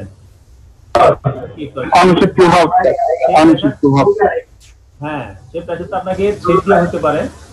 হ্যাঁ, কোনো আপনার কোনো ইয়ের মাধ্যমে হতে পারে, আপনার চাকরির উপরে কোনো চাপ দিয়ে হতে পারে, অথবা আপনাকে মানে পার্সোনালি ছেড়ে দিয়ে হতে পারে। হ্যাঁ, যে কোনো ভাবে হোক, অন্য কোনো লফুল, অন্য কোনো আনলফুল মাধ্যমে হতে পারে। হ্যাঁ, অন্য কোনো আপনার জমি জমা নিয়ে দিবে, এরকম কোনো কিছু হতে পারে। যে কোনো ওয়েতেই হোক না কেন আপনাকে প্রেসার ক্রিয়েট করা, তখনই তাকে বলা হচ্ছে কোয়ারশন। ক্লিয়ার? দেন আমরা চলে যাচ্ছি আনডিউ ইনফ্লুয়েন্স। আনডিউ ইনফ্লুয়েন্স বলতে কি বুঝি? স্যার অন্যায়ভাবে প্রভাব বিস্তার করা। এটা কিন্তু আপনাকে কিন্তু ওই যে একটু আগে কোয়ারশন বলছি, কোয়ারশনের চেয়ে উল্টাটা এটা। কোয়ারশন হচ্ছে আপনাকে প্রেসার ক্রিয়েট করবে, এটা করতেই হবে। আপনি বলছেন আমি করবো না, না করতেই হবে, আপনাকে নিয়ে ইয়ে করে আদায় করে দেবে। আনডিউ ইনফ্লুয়েন্সটা হচ্ছে আপনাকে রাজি খুশি করে দেওয়া, ঠিক আছে? অবৈধভাবে আপনাকে রাজি খুশি করা, এটাকে বলা হচ্ছে আনডিউ ইনফ্লুয়েন্স। তোমার স্যার ডমিনেট করে মানে বেনিফিট নেওয়াটা হচ্ছে। হ্যাঁ হ্যাঁ, আপনাকে ডমিনেট করে, আপনাকে ইনফ্লুয়েন্স করে আপনাকে নিয়ে নেওয়া, এই ইনফ্লুয়েন্স হচ্ছে আনডিউ ইনফ্লুয়েন্স।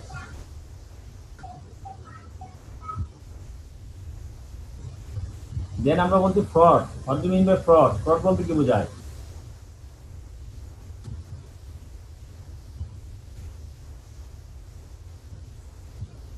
একজন বলেন, ফ্রড বলতে কি বোঝায়?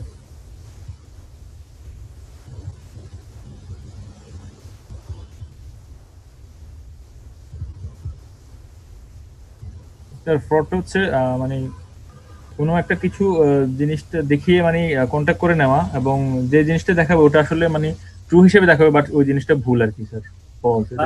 ফ্রড বলতে বোঝানো হচ্ছে যে আপনাকে ঠকানো, যে কোনো ওয়েতে আপনাকে ঠকানো হলো উদ্দেশ্য। যদি intent to deceive another party, one party intent to deceive another party, then it's called the fraud, ঠিক আছে? সেটা কি হতে পারে? সেটা নিচে 5টা ফ্যাক্টরে ফ্রড হতে পারে। একটা হচ্ছে যে suggestion is the fact of that which is not true, যেগুলো সঠিক নয়, but one who does not believe it is to be true, কিন্তু অন্য আরেকজনকে এইভাবে বিশ্বাস করানো যেটা সঠিক সঠিক না, সেভাবে সঠিক জিনিসটাকে বিশ্বাস করানো যে এটা সঠিক না, আবার সঠিক না জিনিসটাকে বিশ্বাস করানো এটা সঠিক। ঠিক আছে, এটা হইতে পারে। এবার অথবা এটার যে মেইন যে জিনিস ফ্যাক্টের যে জিনিসটা সেটাকে গোপন রাখা, কনসিলমেন্ট করে রাখা। হ্যাঁ, সেটা সে জানে, যাই না সে গোপন রাখছে। তারপর হচ্ছে আপনাকে এমন ভাবে আপনাকে প্রমিস করছে, সে জানে সেটা পারফর্ম করতে পারবে না। ঠিক আছে, সে পারফর্ম করবে না, সে নিজে জানে, কিন্তু আপনাকে প্রমিস করেছে, এটা ফ্রড। হ্যাঁ, any act fitting two deceive, অন্য কোনো মাধ্যমে হোক, আইনের মাধ্যমে হোক, সে আপনাকে ডিসিভ করবে। Any other subject omission as the law specific declare fraudulent, অথবা আইনে তো যেইগুলোকে ফ্রডুলেন্ট বলে ব্যাখ্যা করা হয়েছে, এই হলো ফ্রড। দেন আমরা যাচ্ছি মিসরিপ্রেজেন্টেশন। মিসরিপ্রেজেন্টেশন বলতে আমরা কি বুঝি? মিথ্যা উপস্থাপন।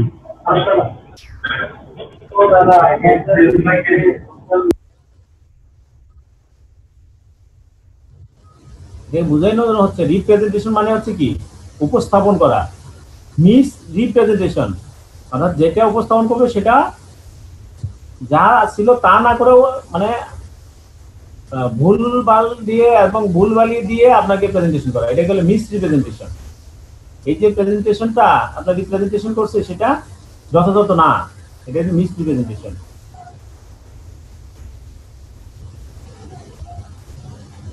আপনাকে এমন সব দিচ্ছে যেগুলো সঠিক না, not true, though he believes it is to be true, সে জানে সত্য কিন্তু সেটা সত্য না, সেভাবে আপনাকে উপস্থাপন করা হয়েছে, আপনার মতামত সেইভাবে আপনাকে নিয়ে নেওয়া হয়েছে। এই ছিল মোটামুটি আমাদের ইতে। তারপরে হচ্ছে voidability of agreement without free consent, একটা ফ্রি কনসেন্ট ছাড়া যে কোনো এগ্রিমেন্ট কি হয়, ভয়েড হয়ে যায়। ঠিক আছে, আপনারা এখান থেকে দেখবেন what consideration and objects are lawful, এটা আপনাদেরকে স্টপ করে দিচ্ছি।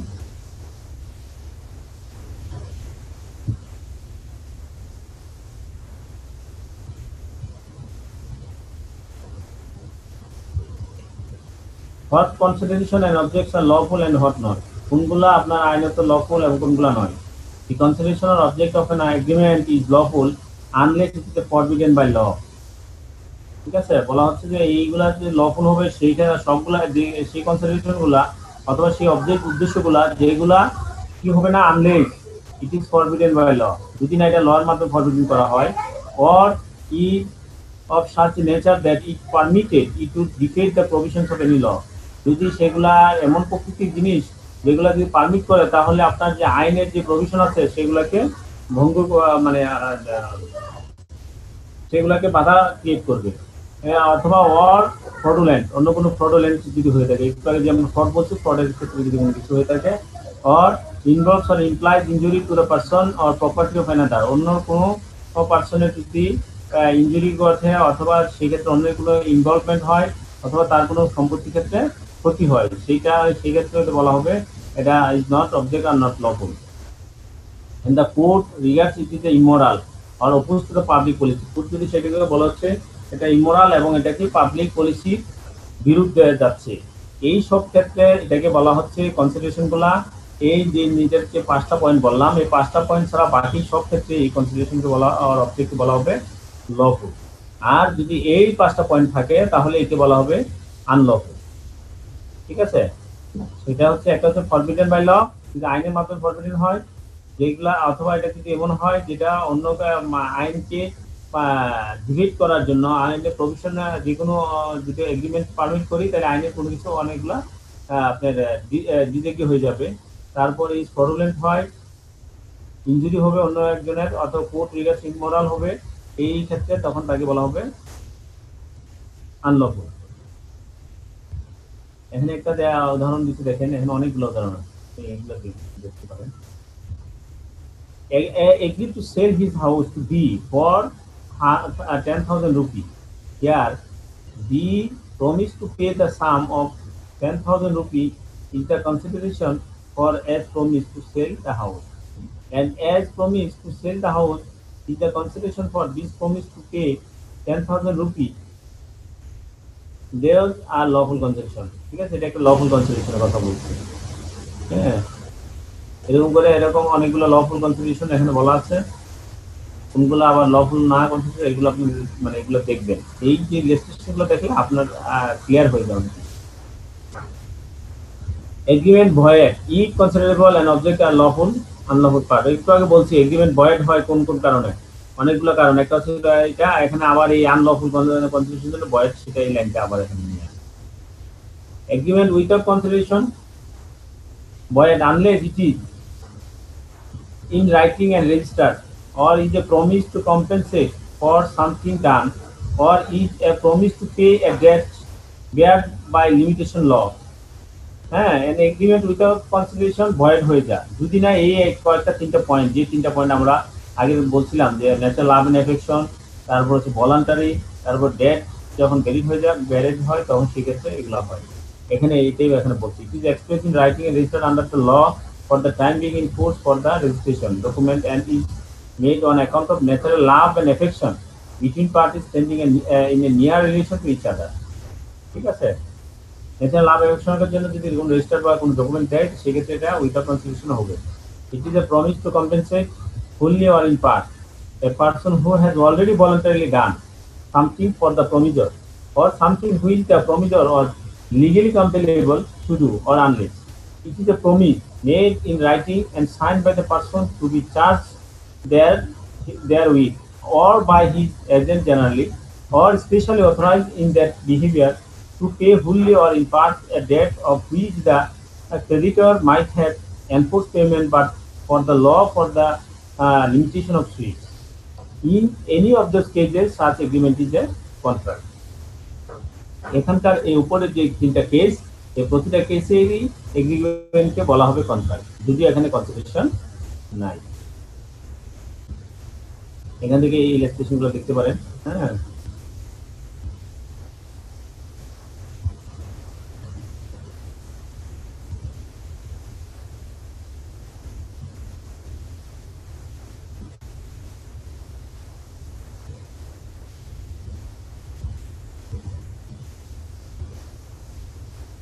agreement in restraint of marriage void. Every agreement in restraint of marriage of any person other than minor is void.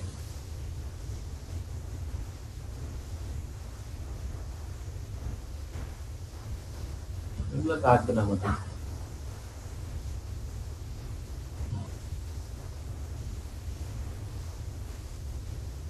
আপনারা দেখবেন। হ্যাঁ, আমরা একটু দ্রুত দেখি আর একটু আগাইতে পারি কিনা। কন্টিনজেন্ট কন্ট্রাক্ট আমরা বলছিলাম, কন্টিনজেন্ট কন্ট্রাক্ট যেমন ইন্স্যুরেন্স কন্ট্রাক্ট, সেগুলো contingent contract. Contingent contract is a contract to do or not to do something if some event collateral to such contract does or does not happen. Enforcement of contract contingent on an event happening. Contingent contract to do or not to do anything if an uncertain future event happens cannot be enforced by law unless and until that event has happened. If the event becomes impossible, such contracts become void.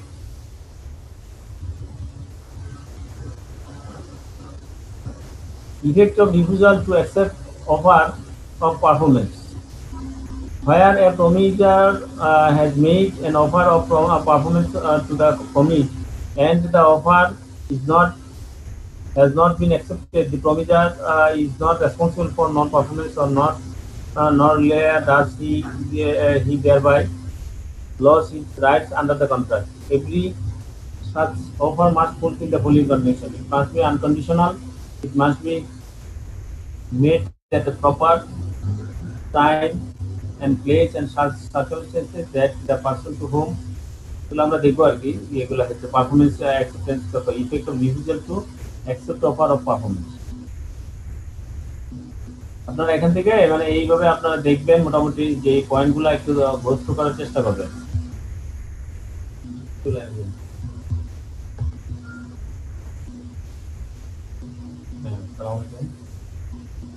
হ্যাঁ,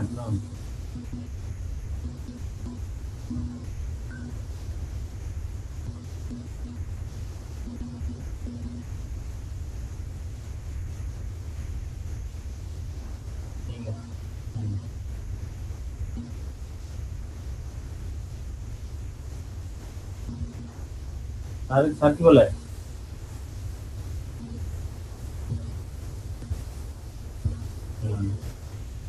আমার তো আর কি ওর file tile লাগে, file tile লাগে।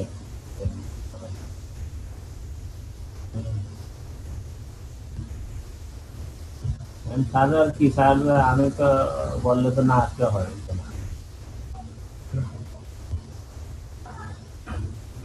রফিক তো, রফিক আছে কি না দেন তো, রফিক দেন।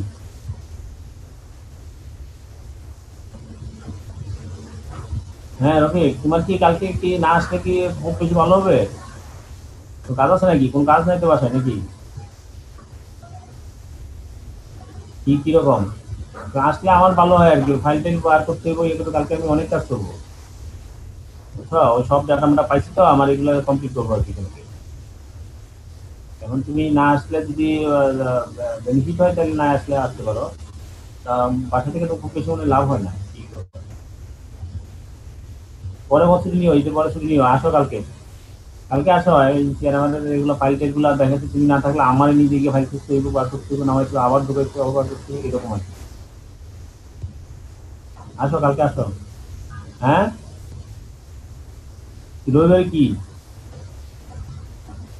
আরে ঈদের সময় একবার বেশি করে নিবা, চেয়ারম্যানের সময় আপাতত থাক, চেয়ারম্যানের সময় আপাতত থাক। তোমার তো ফাইল টাইল আমার লাগে, সুযোগ লাগে আর কি আছে, ঠিক আছে?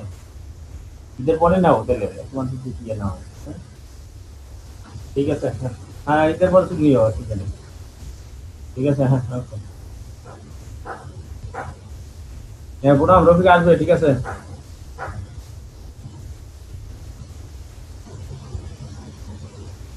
হ্যাঁ পুনম ঠিক আছে, তাহলে আপনি তাহলে কালকে আসেন না? হ্যাঁ ওকে। রফিককে ভাই তো কি কোথায় কি রাখছেন এটা দেখাইতে যান। আচ্ছা না থাকলে থাক, হ্যাঁ ওকে। আর ফোন খোলা রাখবেন, অসুবিধা নেই। হ্যাঁ আচ্ছা ঠিক আছে।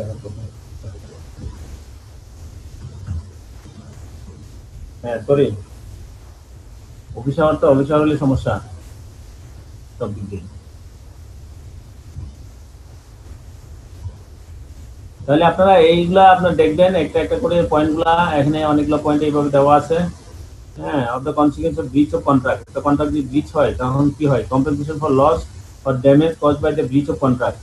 ব্রিচ অফ কন্ট্রাক্টের জন্য ড্যামেজ হয়, ঠিক আছে? when a contract has been broken, the party who suffers by such breach is entitled to receive from the third party who has broken the contract a compensation for any loss or damage caused by using thereby which naturally arouse the usual course of things from such breach or which the parties knew when they made the contract he to be likely to result from the breach of it.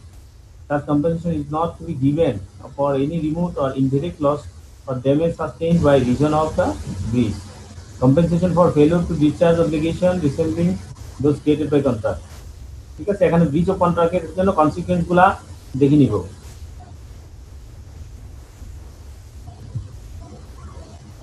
Compensation for breach of contract where penalties stipulated for, কোন penalty দেয় সেক্ষেত্রে কি হয়? আপনারা এই ক্ষেত্রে মানে মোটামুটি ইয়েগুলা দেখবেন, ইনডিমনিটি অ্যান্ড গ্যারান্টি, কন্ট্রাক্ট অফ ইনডিমনিটি। তার মানে আমি মনে বলি নাই না, আগের এই ক্লাস পাওয়ার পয়েন্টে আমি এটা বলি নাই। কন্ট্রাক্ট অফ ইনডিমনিটি বলতে কি বোঝাও? A contract by which one party promises to save the other from loss caused to him by the contract of the promise himself or by the contract of any other person is called a contract of indemnity. Contract of indemnity বলতে বোঝা যাচ্ছে যখন one party promise to save, একজন যদি কোনো promise save করার জন্য promise করে দ্য আদার ফ্রম লস, যে সে লস করে যেটা হবে সে লসকে সে সেভ দিবে, হ্যাঁ, cause to him by the contract of the promisor himself or by the contract of any other person is called a contract of indemnity. যেমন insurance কোম্পানির ক্ষেত্রে আসলে অনেকটাই এটা কন্ট্রাক্ট অফ ইনডিমনিটির ক্ষেত্রে মতই হয়ে যায়। অথবা আপনাকে যে গ্যারান্টি দেওয়া হয়, থার্ড পার্টি গ্যারান্টি যেটাকে বলি, পার্সোনাল গ্যারান্টি, হ্যাঁ, পারফরমেন্স গ্যারান্টি, পার্সোনাল গ্যারান্টি, সেইগুলোই আসলে কন্ট্রাক্ট অফ ইনডিমনিটির মতোই অনেকটা কাজ করে। যদি সে দিতে না পারে সেক্ষেত্রে আমি তাকে দিব। Contract to indemnify the against the consequence of any proceedings which he may take against B in respect of certain sum of 200 rupees. This is a contract of indemnity. A contract of guarantee, surety, surety, principal debtor, creditor, এগুলো আপনারা দেখেন। দেখার পর আমি কালকে এই নিয়ে আপনার কোশ্চেন সেশনের মতো এইগুলো আমি আলোচনা করবো। কন্ট্রাক্ট অফ গ্যারান্টি বলতে কি বুঝি, সিউরিটি বলতে কি বুঝি, এই যে একটু আগে বললাম কন্ট্রাক্ট অফ গ্যারান্টি হচ্ছে এই যে আপনার যে গ্যারান্টি দেওয়া, performance guarantee, personal guarantee, LC, এগুলো আসলে সাধারণত কন্ট্রাক্ট অফ গ্যারান্টি থেকে আসবে। সিউরিটি, সিউরিটি দিয়ে দেওয়া, আপনি না দিলে আমি দিব। প্রিন্সিপাল ডেটর, ক্রেডিটর, এগুলো কি? Contract of guarantee is a contract to perform the promise or discharge the liability of a third person in case of the his default. যদি থার্ড পারসন কোনো বলে যে তার যদি ডিফল্ট হয় তাহলে আমি এটা দিয়ে দিব, সেটাকে বলা হচ্ছে contract of guarantee. The person who give the guarantee is called the surety. যিনি এটা গ্যারান্টি দেয় তাকে বলা হচ্ছে সিউরিটি। তার মানে সিউরিটি ডেফিনিশন হচ্ছে সেটা। And the person in respect of whose default the guarantee is given is called the principal debtor. যার মানে পক্ষে আপনি গ্যারান্টিটা দিচ্ছেন তাকে বলা হচ্ছে প্রিন্সিপাল ডেটর, এবং যাকে আপনি দিবেন গ্যারান্টিটা সে হলো ক্রেডিটর। এই guarantee May either oral or written, ঠিক আছে? গ্যারান্টি আইদার ওরাল হতে পারে, রিটেন হতে পারে। তবে সাধারণত যেটা হয় অবশ্যই গ্যারান্টি রিটেন হয়, ঠিক আছে? ওরাল হলে তখন এটাকে আপনি বাস্তবায়ন করতে পারেন না, ঠিক আছে? এই হলো contract of guarantee. Contract of guarantee definition থেকে আমরা পাবো এখানে সিউরিটি কাকে বলে, প্রিন্সিপাল ডেটর কাকে বলে, ক্রেডিটর কাকে বলে, ঠিক আছে? কনসিডারেশন ফর গ্যারান্টি, গ্যারান্টির ক্ষেত্রে কি কনসিডার করা হয় এগুলো আপনি দেখবেন। তারপর আমরা নেক্সট ক্লাসে আলোচনা করব। কন্টিনিউ গ্যারান্টি, অনেক গ্যারান্টি এরকম আছে। Continue guarantee, revocation of continue guarantee, guarantee which extends to a series of transactions is called a continuing guarantee. A series of transactions থাকে তো কন্টিনিউ গ্যারান্টি বলে। A continuing guarantee may at any time be revoked by the surety to the future transaction by notice to the creditor. Revocation continuing guarantee by surety break, যিনি surety দেয় তার যদি মৃত্যু হয় তাহলে আমাদের continuing guarantee revocation হয়ে যায়।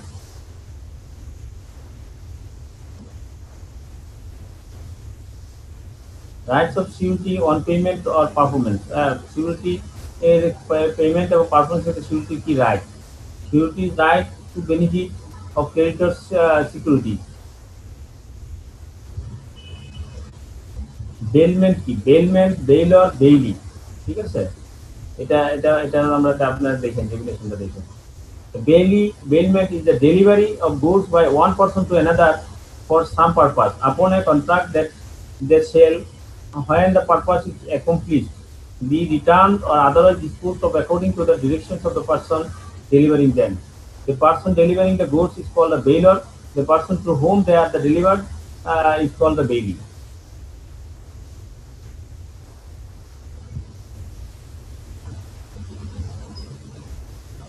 এজেন্সি, প্রিন্সিপাল, এজেন্সি কি, প্রিন্সিপাল কি, এগুলো আমরা এখান থেকে আপনারা দেখবেন।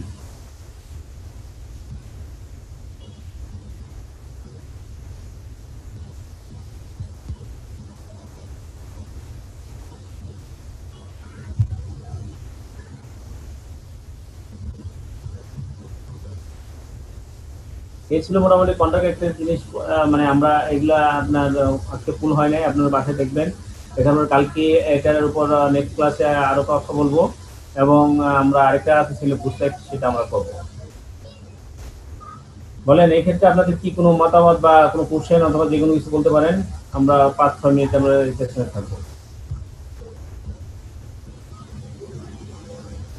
আর কোনো কোশ্চেন আছে? এই ক্ষেত্রে কি স্যার শুক্র শনিবার সকালে ক্লাস হবে? আর হচ্ছে কি হ্যাঁ আবার বলেন প্লিজ।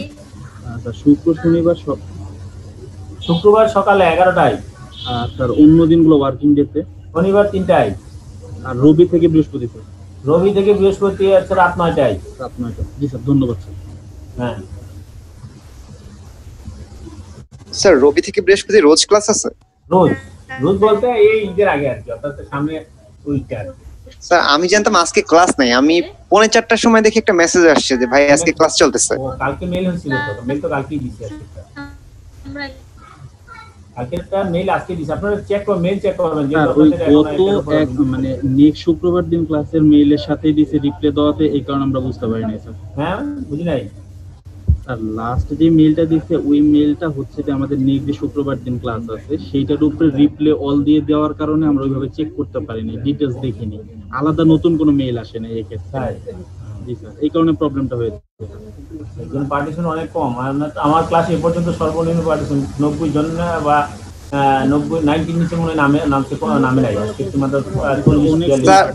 স্যার অনেকেই জানি না, তো আপনি তো লাস্ট ক্লাস মানে লাস্ট দিন বলে দিলেন যে আপনি আর জি স্যার যে ক্লাস দিতে পারতেছেন না। আজকে আসলে আমি ওই কালকে ছুটি নিছি কি আজকে আমাকে ওই যে রাত্রেবেলা ক্লাসের যে এইভাবে সিস্টেমে নিবে ওখানের জন্য আমি আবার আমাকে একটু ট্রেনিং এর মতো আজকে ইয়ে করতে ওই সব চিন্তা করে ভাবলাম যে আজকে ছুটি নেই, আমি ঠিক আছে ছুটি নিই। যে ছুটি নিচ্ছি আমার ক্লাস শিডিউল আছে, আমি পরে বলছি যে ঠিক আছে আপনি একটা ক্লাস কালকে আমরা। জি স্যার, আপনি ওইদিন বলার জন্য বলছেন নিতে পারবেন না, এই জন্যই করেছি আমি কিন্তু অনেকে জানেন বিকালের আগেই মেইল করে 3টার দিকে মনে মেইল করে আপনি ঘন্টা আগে আসছে স্যার, বাট ভাবছে যে আপনি তো বলছিলেন নিবেন না, এই জন্য আর কি মনে করছে যেটা নিবে না। হ্যাঁ স্যার এই কন্টিনজেন্ট কন্ট্রাক্ট যেটা এটা একটু স্যার উদাহরণ দিয়ে বুঝিয়ে দিবেন। এই যে কন্টিনজেন্ট কন্ট্রাক্ট ইন্স্যুরেন্স কন্ট্রাক্ট যেটা আপনি লাইফ ইন্স্যুরেন্স করছেন এটা কিন্তু একটা কন্ট্রাক্ট করছেন তার সাথে।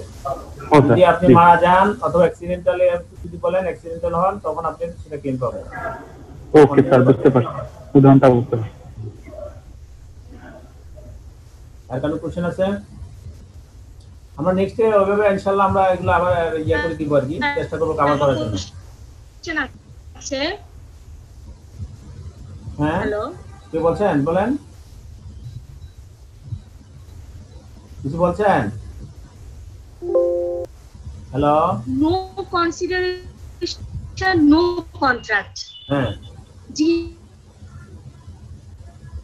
আপনার কি নেটওয়ার্ক সমস্যা, আপনার কথা বোঝা যাচ্ছে না। নো কনসিডারেশন নো কন্ট্রাক্ট দেন আবার বলেন একটু প্লিজ।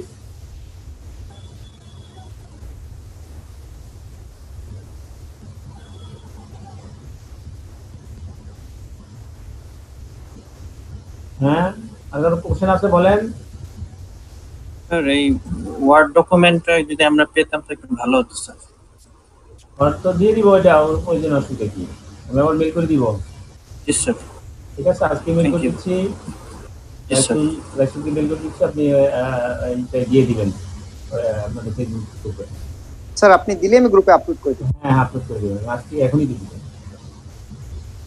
স্যার ওই যেগুলো রেড কালার দিয়ে স্যার মার্কিং করা রাখতে ওগুলো কি মার্কিং করা থাকবে ওয়ার্ড ফাইলটার মধ্যে? হ্যাঁ হ্যাঁ ওয়ার্ড ফাইলে মার্কিং করা থাকবে, এই জন্য আমি ওয়ার্ড ফাইল করছি তো এই জন্য। জি স্যার, থ্যাংক ইউ। তারপর আর কোনো কোশ্চেন আছে?